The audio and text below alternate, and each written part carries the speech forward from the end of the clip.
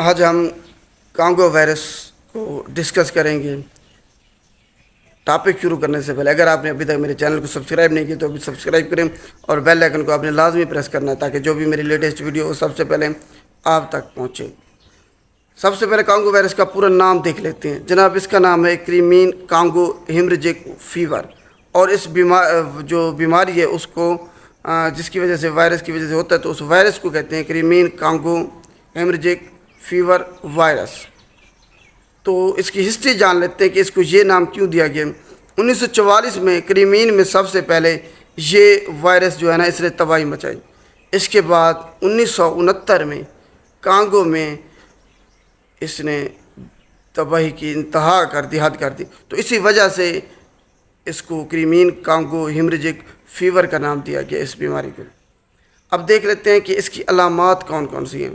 اس میں آپ کو بہت تیز بخار ہوگا، پورے جسم میں آپ کو شدید قسم کا درد ہوگا، جوڑوں میں، آپ کی پیٹھ میں، بازو میں، کندھوں میں، سر میں، شدید قسم کا پورے جسم میں درد ہوگا۔ اس کے علاوہ آپ کو انٹرنل بلیڈنگ بھی ہو سکتی ہے اور آپ کی آرگن فیل بھی ہو سکتی ہے، آرگن فیلئر کا بھی یہ سبب بنتی ہے۔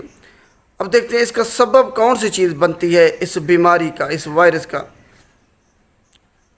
چیچڑ جو ہوتی ہیں اگر وہ متاثرہ انفیکٹڈ ہیں وائرس سے تو اس سے چیچڑ جب اینیملز کو، جانوروں کو کاٹے گا تو اس سے یہ بیماری چیچڑ سے جانوروں میں اور پھر جانور سے انسان میں منتقل ہو سکتی ہے۔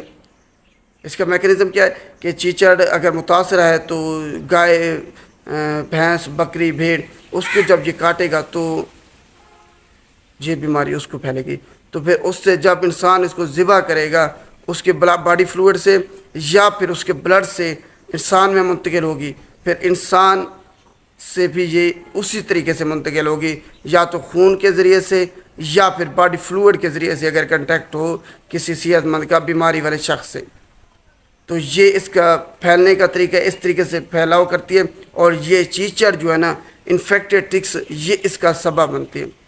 اب دیکھ لیتے ہیں کہ اس کا علاج کیا ہے۔ اس کا کوئی علاج نہیں ہے، کوئی ویکسین ابھی تک اس کی نہیں بنی، صرف سپورٹو میجر ہم دیتے ہیں، جیسے کہ آپ کو بخار کم کرنے کے لیے میڈیسن دی، یا پھر اگر آپ کا باڈی فلوئڈ کم ہو گیا، الیکٹرولائٹ امبیلنس ہو گیا آپ کا، تو اس کو بیلنس کرنے کے لیے ہم فلوئڈ دیتے ہیں، آپ کو ڈرپس وغیرہ لگائی، تو اس طریقے سے ہم یہ آپ کی ٹریٹمنٹ کرتے ہیں۔ اور اگر آپ کو آرگن فیلئر کا خطرہ ہے تو اس سے بھی ہم بچاتی ہیں۔ اس کے علاوہ اگر انٹرنل بلیڈنگ ہوئے تو اس سے بھی بچنے کے لیے آپ کا ٹریٹمنٹ کیا جاتا ہے۔ باقی اینٹی وائرل میڈیسن ڈرگز جو ہے نا وہ بھی اس میں کارآمد ثابت ہوئی ہیں، لیکن ابھی تک مکمل طور پر اس کی تصدیق نہیں ہوئی، تو اس کا ابھی تک کوئی علاج نہیں ہے، نہ کوئی وائرس ہے، یہ ویکسین ہے، یہ آپ نے ذہن میں رکھنا ہے۔ اب اس سے بچاؤ کیسے ممکن ہے، اپنے آپ کو اس سے کیسے بچانا ہے؟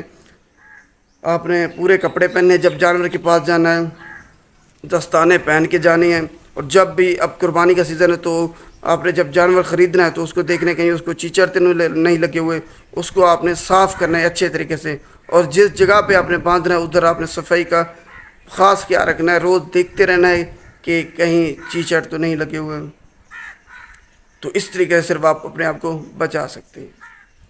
اگر ویڈیو اچھی لگے تو اس کو لائک کیجیے گا اور شیئر بھی لازمی کیجیے گا۔ شکریہ۔